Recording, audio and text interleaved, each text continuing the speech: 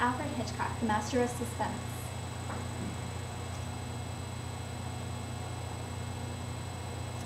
Alfred Hitchcock is unquestionably the greatest filmmaker from these islands. Hitchcock did more than any other director to shape modern cinema, which would be utterly different without him.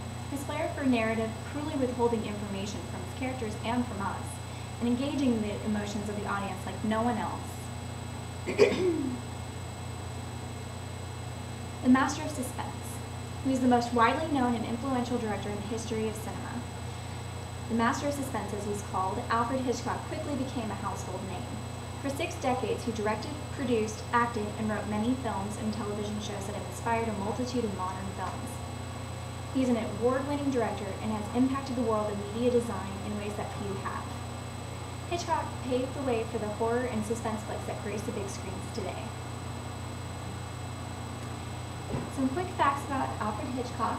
He was born on August 13, 1899 in Leytonstone, England, right around the turn of the century in Victorian England.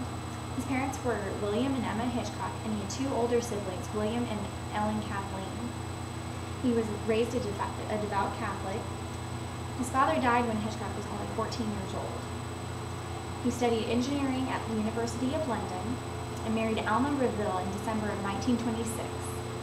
He made a total of 53 films. He was nominated for 5 Academy Awards, knighted by the Queen of England in 1979, and he died on April 29th in 1980 of renal failure. His early career. You'll see these are just a few of his films that he started out with from 1925 to 1940. At 20 years old, he joined the London studios of famous Players Lasky, which was affiliated with Paramount Pictures in the States. There he worked as a title designer for silent films. Apprenticed to the top directors George Fitzmaurice and Graham Cutts. In 1921, he directed his first film, Mrs. Peabody, aka Number 13. However, the film was never finished as the studio closed its doors. In 1925, he proved his innovative capabilities in which he worked as a writer, title designer, and art director. He's an acclaimed English director, and he released The Lodger in 1926, which beheld many themes and motifs that cultivated his personal directing style. He soon became the most sought-after and highest-paid director in England. He was inventive in his directing techniques and had a fantastic sense of British humor. The last film he directed in England was The Jamaica Inn in 1939, right before the start of World War II. Secrets of the Master. He developed the thriller genre through his continued portrayal of murder and mayhem, creating a suspenseful atmosphere. In his early films, he created subjective sound. In the movie Blackmail in 1929, there's a scene involving a woman who stabbed an artist for trying to seduce her. The next morning, her neighbor tries to speak with her, and all you can focus on and all she can focus on is the word knife. And by emphasizing the word knife, you're actually emphasizing her anxiety for having murdered her, the artist.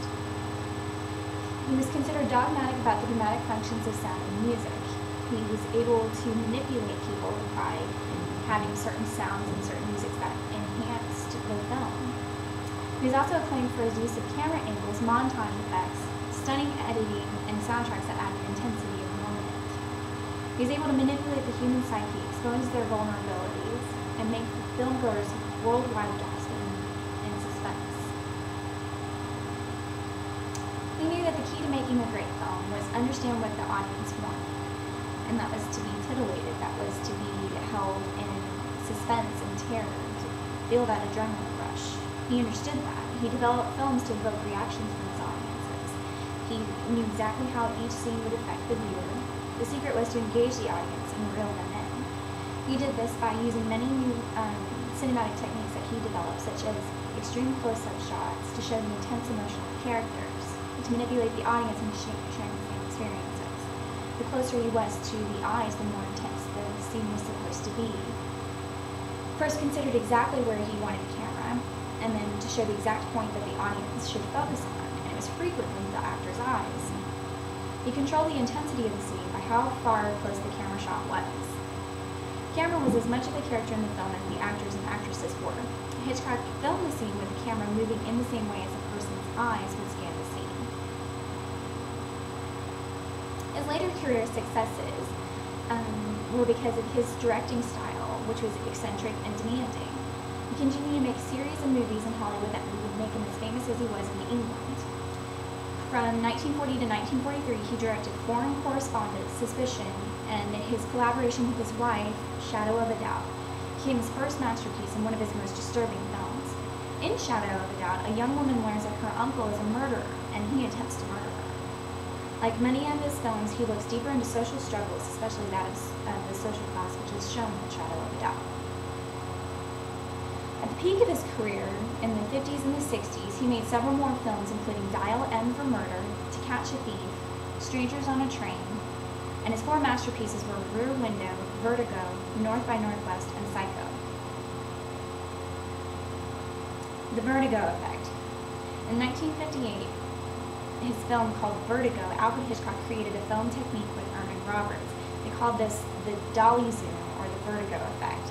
It entailed moving the camera opposite of the camera's zoom, creating a dizzying sensation.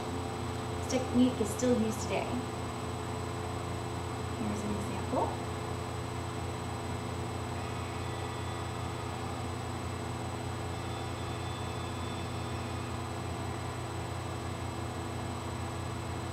As you can see, the camera zooms in and then it zooms as it's moving out, which creates a vertigo-like sensation.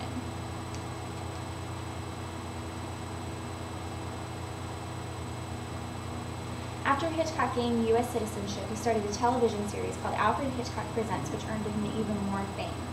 And here is an example of one of his episodes.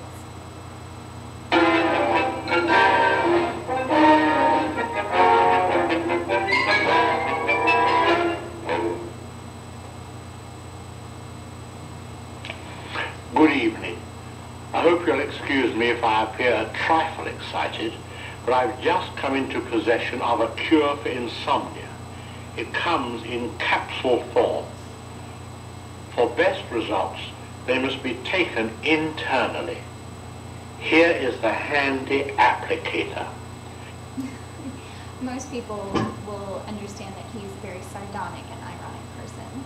His later years, he continued to write, produce, and direct films until 1979. His later works include The Birds, Marnie, and Family Plot. Many recurring themes in his films are murder, suspense, humor, feminine sacrifice identity, and inevitable evil. Psycho, filmed in 1960, was famous for the most graphic violence, innovative cinematography, and varied use of camera shots, including extreme close-ups. Here's a really good example of an extreme close-up that he used in the film. This was also a very controversial film in the 60s because of how graphically violent it was for the time. Sir Alfred Hitchcock, throughout his envious career, has made 53 feature-length films. He's been nominated for 5 Academy Awards, although he's never actually won one. Despite his auspicious films that encompassed a world of death, violence, and betrayal, Hitchcock and his wife lived a quiet and simple life. The year before he died, he was awarded the American Film Institute's Lifetime Achievement Award and was knighted in England in 1979, making him Sir Alfred Hitchcock. The death of an icon. He died on April 29, 1980 in Los Angeles, California due to renal failure. An estimated 600 people attended his funeral service, among them was Mel Brooks. He invented the thriller genre, paving the way for thousands more movies in the following generations. Most people remember Alfred Hitchcock for his innovative cinematography, subtle male-female relationships, dramatic score, bright technicolor, inside jokes, witty symbolism, and above all, masterfully orchestrated suspense. Here is a complete director's filmography, although he has numerous movies that he's written, had a hand in acting, and also many cameos that he's made in multiple of his own films.